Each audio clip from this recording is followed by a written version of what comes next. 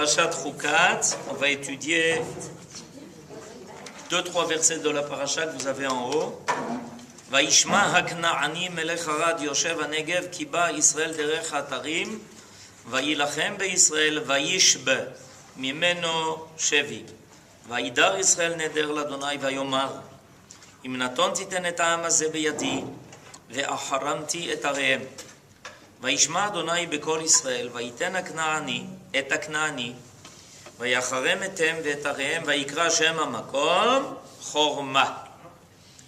On est chronologiquement, on se trouve ici à la fin de la traversée du désert.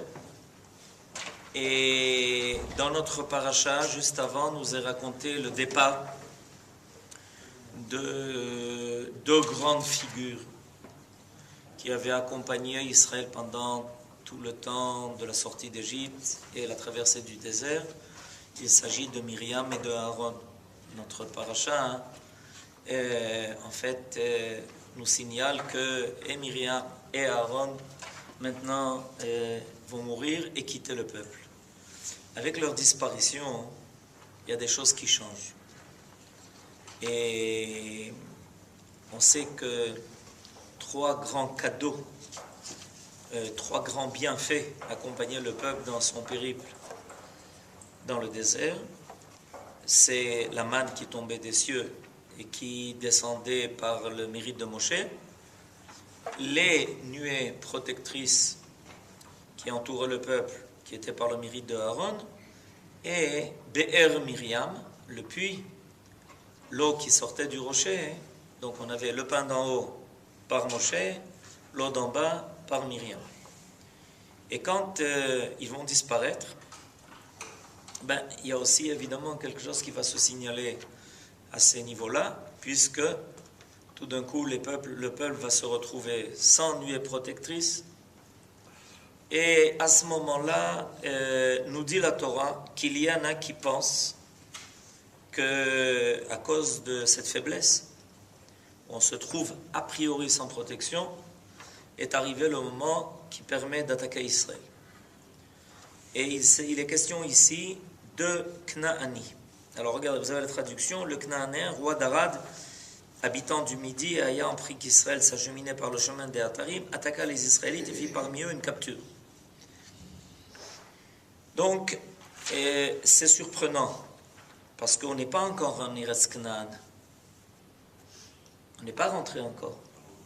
On est en route. Moshe Rabbeinu n'est pas rentré en Eretz Knaan. Et tout d'un coup, on nous parle d'une attaque du Knaani. D'où il est venu celui-là? Et pourquoi il nous attaque à ce moment-là? Qu'est-ce que ça vient indiquer au peuple, cette attaque que le Knaani mène contre nous? Tout ça, c'est quelque chose qui est à élucider. Nos sages se sont attachés à vérifier cela et ils nous proposent deux explications qui ont toutes les deux des valeurs importantes.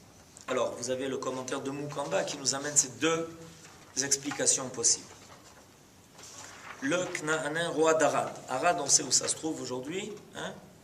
C'est au sud-est, et près de Beersheva, à l'est de Beersheva.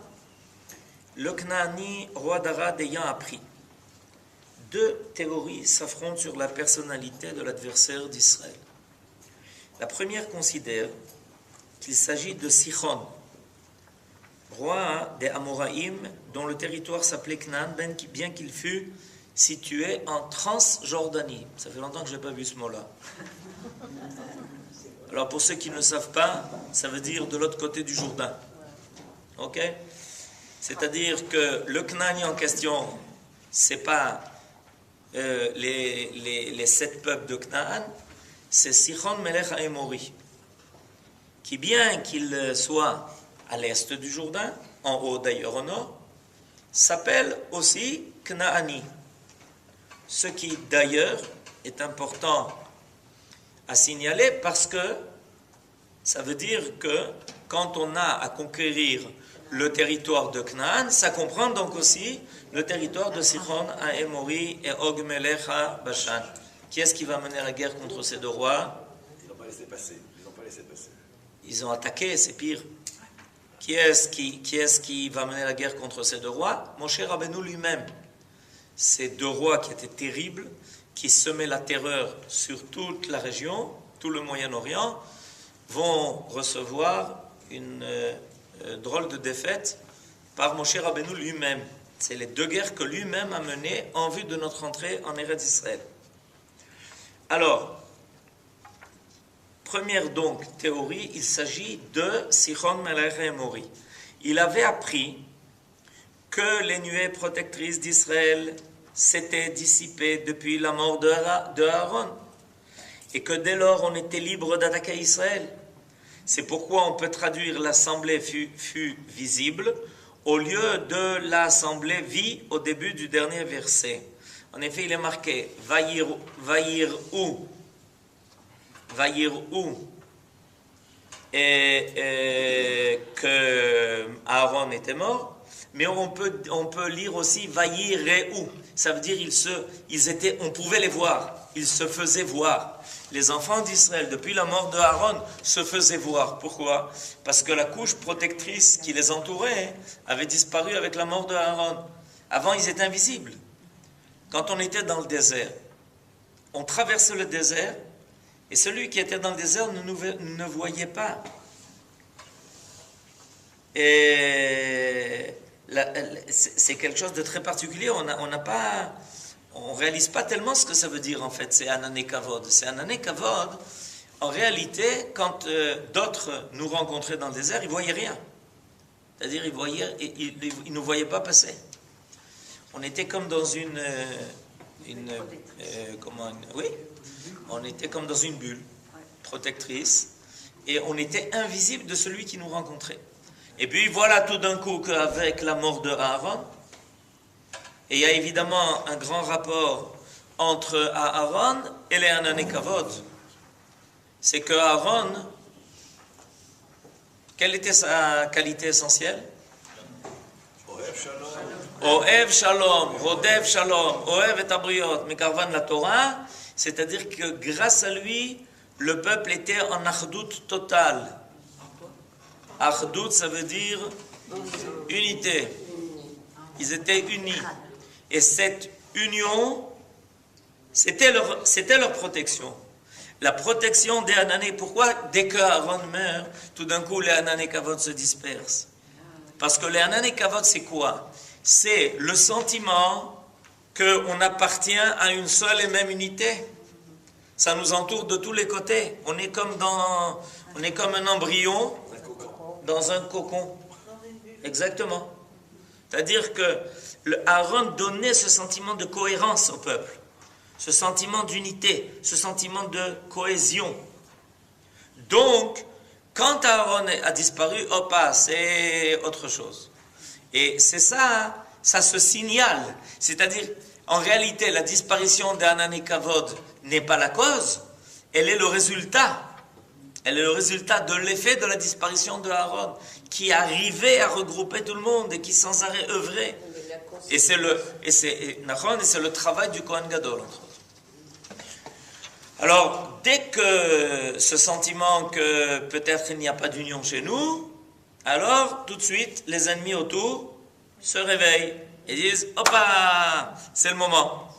Le premier qui a pensé à ça, selon une explication, c'est Sichon Melech Emori, qui voyait un grand danger avec l'arrivée d'Israël, qui allait conquérir Eretz Knaan, et qui donc petit à petit allait le pousser de côté. Lui, il se pensait le maître du monde, enfin en tout cas le maître du Moyen-Orient, c'est sûr. La deuxième théorie émane du Midrash Tanchuma. Elle précise que l'adversaire n'était autre que le peuple d'Amalek. Alors pourquoi on l'appelle Knaani? Vaishma Knaani Melech Harad. Et pourquoi nos sages disent qu'il s'agit d'Amalek? La seconde théorie émane du Midrash Tanchuma. Elle précise que l'adversaire n'était autre que le peuple d'Amalek, qui vint par surprise attaquer Israël. Son territoire se situait de l'autre côté du Jourdain, c'est-à-dire du côté ouest, à proximité du futur territoire de la tribu de Yehuda. De là, on apprend que Arad fait partie de la tribu de Yehuda. Au moins, si vous allez à Arad, vous savez maintenant. Et vers le sud, comme il est dit dans le Chumash Bamidbar, donc, il était donc arrivé d'une région lointaine. C'est-à-dire, en fait, on était encore très loin de lui. On était encore très loin de ce peuple de Amalek qui se trouvait dans le sud-ouest du Jourdain, du côté du Jourdain. Il était sur la rive ouest du Jourdain et dans le sud. Et nous étions dans le nord, à l'est. Donc on était loin. Et tout d'un coup, il débarque pour livrer bataille à Israël. Et c'est pourquoi Dieu ne permit pas qu'il l'emportât. Lui aussi était venu. Pour la même raison. Parce que les nuées de protection entre lesquelles Israël se mouvait comme dans un bateau avaient disparu. Or, Amalek avait toujours été une lanière à châtier Israël, prête à sévir à tout moment. Amalek était le petit-fils d'Esav. Alors, pour comprendre l'histoire de Amalek, il faut reprendre son ascendance. Qui était ce Amalek? Il était le petit-fils d'Esav. Agag. Non, vous allez aller beaucoup plus tard. Agag était effectivement de Amalek, mais vous parlez de l'époque du roi Shaoul. C'est la descendance d'Amalek. Ça, c'est déjà la descendance d'Amalek. On se situe à Agag, on est à pratiquement 400 ans plus tard. Agag, c'est 400 ans plus tard. C'est à l'époque du roi Shaoul. C'est quand Shaoul a reçu l'ordre de combattre Amalek, à la tête de Amalek, se situe à ce moment-là Agag. Là, on est à l'époque de Moshe. Alors, on reprend. Donc, Amalek était le petit-fils d'Esav. Son grand-père lui avait dit avant sa mort, « Je n'ai pas réussi à battre Yaakov, mais toi, tu me vengeras de lui. » Amalek demanda comment il pourrait venger son grand-père et reçut comme réponse d'avoir à se poster à l'entrée du pays de Canaan. Ce qui explique pourquoi il est là-bas. Parce qu'a priori, il n'a aucune raison d'être en Canaan. Pourquoi il n'a aucune raison d'être en Canaan? Je n'ai pas entendu. C'est pas son territoire, il a fait un méhod. Depuis quand c'est pas son territoire? Quelqu'un le sait? Où a priori est le territoire de Esav? Seir, Eretz Edom. Seir, Eretz Edom.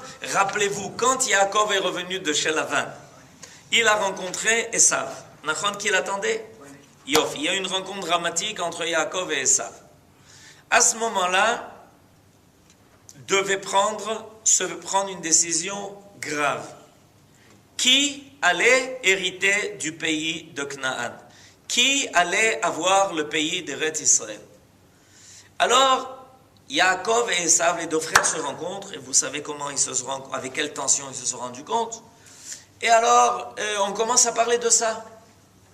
Parce que ces deux frères, c'était pas une rencontre qui était simple. C'était une rencontre au sommet. Et dans cette rencontre-là, toute l'histoire s'est décidée. Ça n'a pas été une rencontre elle n'était pas du tout neutre, cette rencontre. C'était une rencontre qui était extrêmement chargée. Les deux frères devaient décider de l'histoire jusqu'à la fin des temps.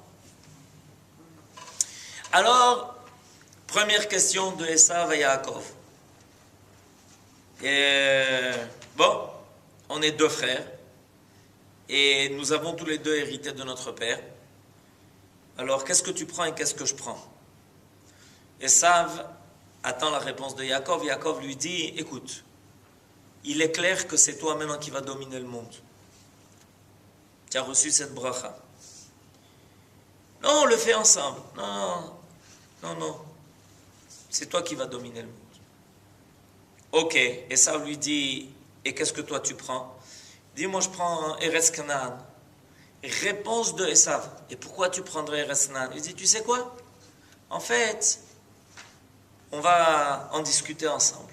Celui qui reçoit Eretz Canaan a été annoncé à notre père, notre grand-père Abraham, qu'il doit d'abord passer par l'exil d'Égypte. Et ça va dire, Todaraba, c'est pas pour moi. Ça a été annoncé à Abraham. Yadoa teda kiger yezaracha be'eretz lo lahem. Et les descendants de Abraham, c'est-à-dire les petits-fils, Yaakov et Esav, savaient tout. Ils étaient conscients de ça. Les petits-fils savent l'histoire de leur grand-père. Ils ont connu leur grand-père. Ils connaissent l'histoire du grand-père. Vous savez que quel jour Esav a vendu son droit d'aînesse à Yaakov? Ah, vous savez pas? C'est un jour important. Le jour de la mort d'Abraham. Esav a vendu son droit d'aînesse à Yaakov le jour de la mort d'Abraham. C'est pour ça qu'il faisait des lentilles. Parce qu'il préparait des lentilles pour donner à son père, qui était un repas d'endeuillé. Son père venait d'être en deuil de la disparition de son père, Abraham. Donc ils connaissaient tout. Ils ont discuté de tout. Ils ont parlé de tout. Ils ont dressé les cartes du monde entier et ils ont préparé l'histoire jusqu'à la fin des temps. Esav a reçu le droit de dominer le monde jusqu'à quand? Jusqu'à quand? Jusqu'à quand Esav a reçu le droit de dominer le monde? Jusqu'à Gog ou Magog. Nachon. Et on le dit tous les jours. Ve'alu Moshiim be'ar Tzion lishpot et ar Esav ve'aita l'Hashem hamelucha bayom mahu yeh Hashem echad u'shmo echad. Tout était connu. Bayom mahu. Pourquoi il a reçu ça? Pourquoi il a reçu ça? Parce qu'il fallait qu'il y ait quelqu'un qui reçoive l'histoire de ce monde et l'autre reçoive l'histoire du monde idéal. Et ça va dire, moi je débrouille très bien dans ce monde. Les guerres, c'est pour moi. Les luttes, je m'arrange très bien dans l'affaire.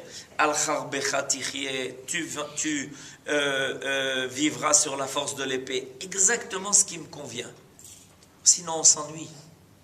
Si on n'a pas quelques guerres de temps en temps, c'est ennuyant, c'est embêtant. Et puis, je veux dominer économiquement, physiquement, etc., etc. Yaakov a dit, ça, c'est pas tellement pour moi, tu sais. Moi, j'ai d'autres projets que ça. Ensuite, on a parlé d'Eretz Canaan. On a parlé d'Eretz Israël. Et Esav a renoncé à Eretz Canaan. C'est pour ça qu'à la fin de la rencontre entre les deux frères, vous pouvez vérifier, il est marqué que Esav est parti au pays de Séhir. Il a quitté. Alors qu'est-ce qu'Amalek fait là? Zéo. Qu'est-ce qu'Amalek fait là? Il est là pour accomplir les dernières volontés de son grand-père, d'attendre le peuple d'Israël au tournant, à son entrée en Eretz Israël. Son grand-père lui avait dit, avant sa mort, je n'ai pas réussi à battre Yaakov, mais toi tu me vengeras de lui. Amalek demanda comment il pourra venger son grand-père et reçut comme réponse d'avoir à se poster à l'entrée du pays de Canaan. Chaque fois qu'Israël donnerait des signes de défaillance, il n'aurait qu'à prendre l'offensive contre lui, même en l'absence de gestes hostiles de la part d'Israël, c'est-à-dire haine gratuite. Aussi, Amalek livra-t-il une première guerre d'offensive à Israël peu après sa traversée de la mer Rouge. Pourquoi? Parce que tout de suite après la traversée de la mer Rouge, on était censé rentrer en Eretz Israël. On n'était pas censé se balader 40 ans dans le désert. Donc Amalek savait, dès qu'on a fini avec l'Égypte, qu'on a franchi la mer Rouge, ça y est, ils vont arriver.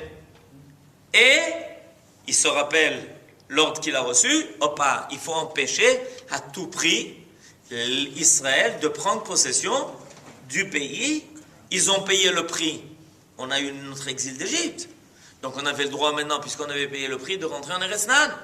Oui, mais Amalek est là pour te dire, attention, il y a mon grand-père qui me regarde. Aussi, Amalek livra-t-il une première guerre d'offensive à Israël peu après sa traversée de la mer Rouge. Quand Israël se demanda quelle était la faiblesse, mais il faut une faiblesse aussi, parce que sans faiblesse, il n'y a pas de Amalek. À ce moment-là, quand on a fini de traverser la mer Rouge, Israël demanda, l'Éternel est-il avec nous ou non? C'est la première fois où il n'avait pas d'eau. Alors, ils ont dit à Moshe Rabbeinu, on n'a pas d'eau. C'est-à-dire, on va vous donner de l'eau. Non, on n'a pas d'eau. Et alors, il est où l'Éternel? Quoi, il vous a fait sortir d'Égypte? Il vous a fait traverser la mer Rouge et vous demandez où il est? Ah, Baya Be'emuna, problème de foi. On se prépare à rentrer en Eretz Israël. Amalek est là. Il fut violemment attaqué par Amalek, mais celui-ci vit Israël gagné par la force de la prière. Aussi longtemps que les Israélites tenaient les yeux tournés vers le ciel, ils vainquaient. Ça, d'ailleurs, c'est une fameuse Mishnah qui se trouve dans le traité de Rosh Hashanah, où dans cette Mishnah, on traite de deux choses. Que notre victoire sur Amalek semble dépendre des mains de Moshe Rabbeinu. Et la deuxième question qui est posée dans sa Mishnah, que la guérison de la morsure des serpents semble dépendre de serpents d'airain, Parashat Hashavua. Et la Mishnah pose à chaque fois la même question. Ça veut quoi? Ça dépendait des mains de Moshe? Quoi? Ça dépendait du serpent d'airain? Réponse dans les deux cas, mais non. Tout ça, c'était pour indiquer à Israël de lever les yeux vers les cieux et de prier. Les mains de Moshe étaient là pour dire, regardez, regardez, c'est en haut que ça se passe. Yoshua a fait la guerre en bas, mais vous qui n'êtes pas sortis en guerre, c'est en haut que ça se passe. Levez vos yeux vers les cieux. Chez Israël ayu mistaklim klape ma'ala umeshabdim et libam le'ahaviem shebashamayim hayu mitgaberim. Et la même réponse est apportée à propos du serpent d'airain. Pourquoi est-ce qu'on le met sur un étendard? Pourquoi est-ce qu'on a besoin de le mettre aussi haut sur une perche? Pour qu'Israël lève les yeux vers les cieux, pas vers le serpent. J'ai écrit quelque chose pour ce Shabbat. Vous allez voir sur les feuilles, je parle de ça. Donc, on est attaqué par Amalek. Israël sait que son problème a été sa faiblesse à cause de sa foi. Conclusion, il faut prier pour surmonter cette crise de foi. Une deuxième fois, les Amalécites vinrent attaquer Israël après l'affaire des explorateurs. On y est. Israël avait exprimé son scepticisme sur la possibilité de conquérir Canaan. Chet HaMeraglim, la paracha de la semaine passée. On est maintenant arrivé presque à l'entrée d'Israël, du pays d'Israël. Seulement bien les Meraglim, et nous font pleurer à Tisha B'Av, en disant qu'on n'aura pas la force de rentrer et de vaincre nos ennemis. À nouveau, faiblesse de la foi.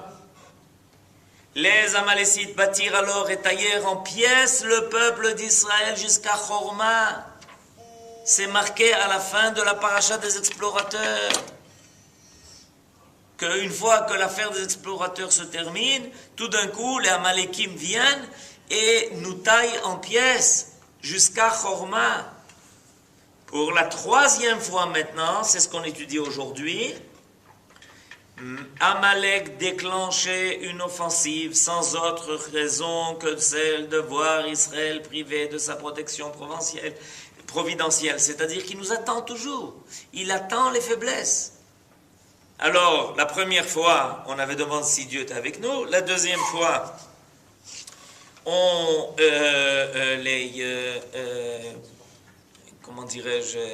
les Meraglim nous avaient fait douter de notre capacité de conquérir Eretz Israël. La troisième fois, Aaron disparaît. Qu'est-ce qui est atteint? L'unité du peuple. Ah, l'unité du peuple est atteinte. Alors voilà. Mais de nouveau, Israël eut recours à la prière. Amalek avait changé sa langue nationale pour parler cananéen, afin qu'Israël priât Dieu de lui livrer les Cananéens. Il s'était déguisé. Il avait compris que quand Israël priait, il suffit qu'Israël aille au kotel et tout s'arrange. Alors, les Amalekim savaient ça. Alors ils ont dit, si on les attaque et qu'ils croient que c'est nous, et qu'ils savent que c'est nous, ils vont prier à Kadosh Baruch Hu qu'il les aide. Comme ça c'est déjà arrivé, il va les aider. Alors qu'est-ce qu'on va faire? On va leur faire croire qu'ils doivent prier à Kadosh Baruch Hu de les aider contre les Knaanim, et en réalité on est Amalekim. C'est-à-dire que les Amalekim, à chaque fois qu'ils veulent nous attaquer, se déguisent. Se déguiser, ça ne veut pas dire forcément mettre des masques. Ça veut dire faire croire qu'on est autre chose que ce qu'on est. Ça ne change pas tellement aujourd'hui. Ça ne peut pas changer. Si c'est marqué dans la Torah, ça ne peut pas changer. C'est une typologie de ce qu'est Amalek. Amalek se déguise. Ça veut dire qu'avant d'attaquer Israël, il fait croire qu'il est autre chose qu'Amalek. Alors on est très content, on pense que c'est pas si grave que ça, qu'on a juste un problème avec les Knaanim. On va donc prier à Kadosh Baruch Hu de nous aider contre les Knaanim. Mais étant donné que c'est pas des Knaanim, les Amalekim vont pouvoir nous attaquer. Il y a beaucoup d'associations à faire à propos de ce que je viens de dire. Or, ayant constaté que leurs habits étaient ceux des Amalekim, et seul leur langage, celui des Knaanim, Israël décida, nous allons faire une prière neutre. Comme il est dit, si tu livres ce peuple en mon pouvoir, sans préciser de quel peuple. C'est-à-dire qu'à un moment donné, Israël doit prier que Dieu le protège, sans préciser de qui. Parce que tu penses que ton plus grave ennemi, c'est celui-là, alors que c'est peut-être quelqu'un d'autre. Vous avez compris le problème? C'est-à-dire que des fois tu dis, ouais, on a un problème terrible avec cela. Mais en réalité, le problème, c'est pas cela. C'est ce dont tu ne te gardes pas. Tu ne te gardes pas, parce qu'ils ont l'air très gentils, très sympas. Ils n'ont pas l'air du tout d'être méchants. Alors, Israël, dans le désert, a compris le problème, et quand ils ont prié que Kadosh Baruch Hu les aide contre un peuple. Et si tu livres ce peuple en mon pouvoir. Les Amalekim étaient convaincus de l'efficacité de la prière des Juifs. Depuis qu'ils avaient, dès leur première agression, ressenti son effet. Peut-être est-ce pour commémorer cette bataille que nos enfants ont l'habitude de se déguiser à Purim. C'est-à-dire, on fait à Purim, on leur dit, voyez, finalement, vous êtes déguisés, ça n'a pas marché. Ça ne sert à rien de se déguiser. Fête où l'on célèbre la déconvenue de nos adversaires Aman, étant un descendant d'Amalek.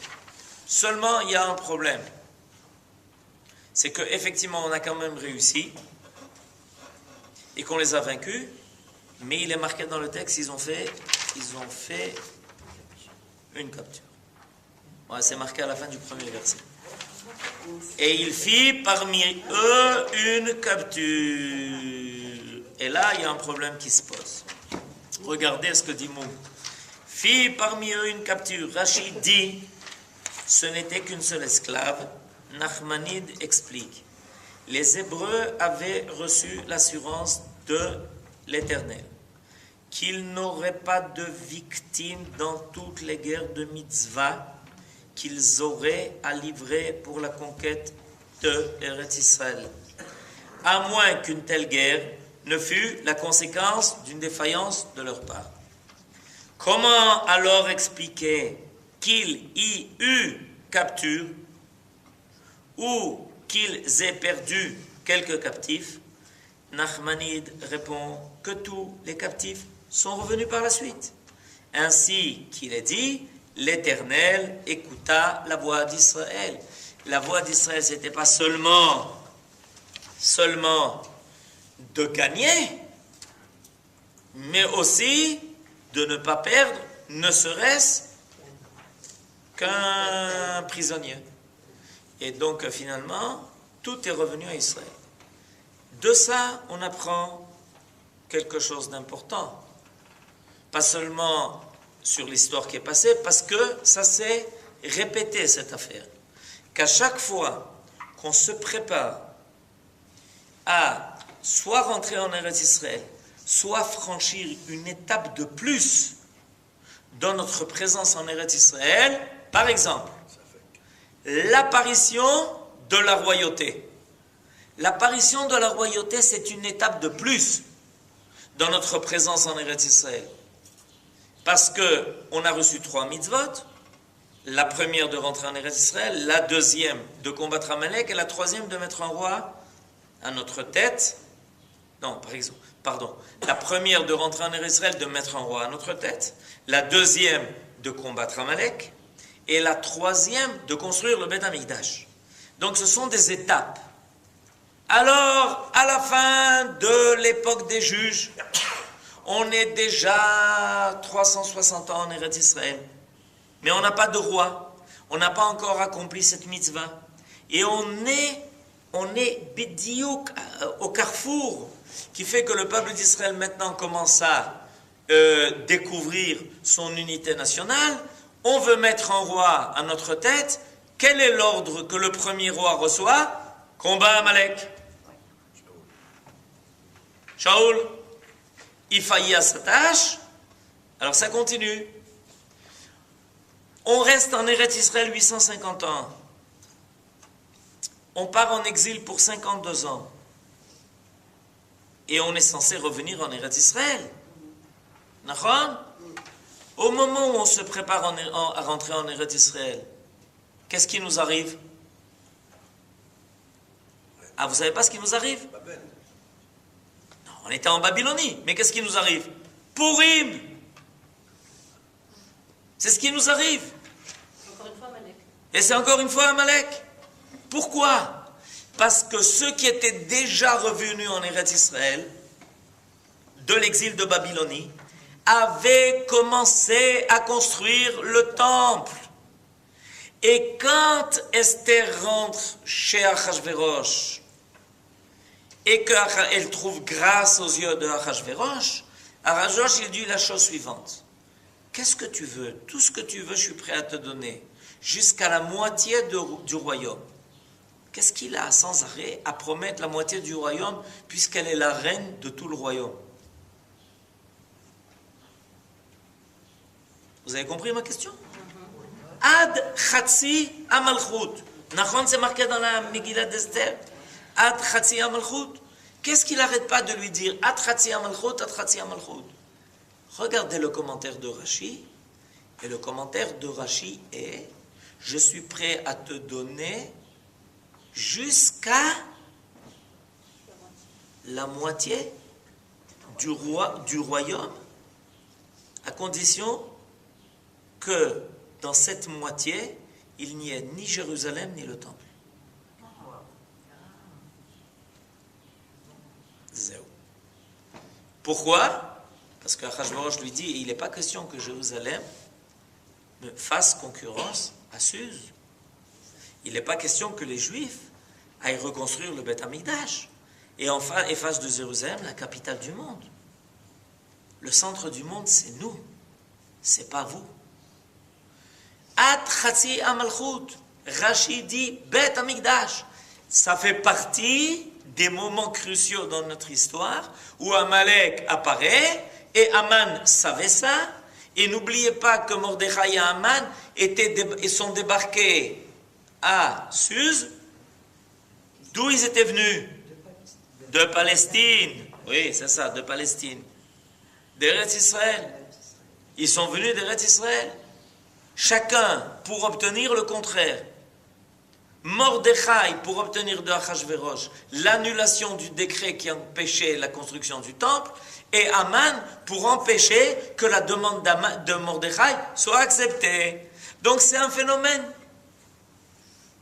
C'est un phénomène fixe dans l'histoire. Yofi, il y a 65 ans, il y a 70 ans, le peuple d'Israël, à la fin de son exil, sous la domination d'Esav, décide de revenir dans sa terre. Ça s'appelle le mouvement sioniste. Qui est-ce qui nous attend? Amalek. Et il a fait du travail. Qui est-ce qui nous attend? Amalek. Vous avez entendu la cérémonie qu'il y a eu hier? Non, vous n'êtes pas au courant. À Auschwitz, il y a eu une très grande cérémonie hier. Ok? Avec la présence du Rosh Memshala, etc., etc. Toujours est-il qu'il faut savoir. Maintenant, alors c'est inéluctable? Non, parce que Mundk a dit qu'il y avait aussi toujours une raison de plus à l'apparition d'Amalek. Amalek, il nous attend toujours à notre entrée en Eretz Israël et à l'orée d'une étape de plus dans notre apparition en tant que peuple de Akadosh Baruch Hu. Mais il y a une autre raison.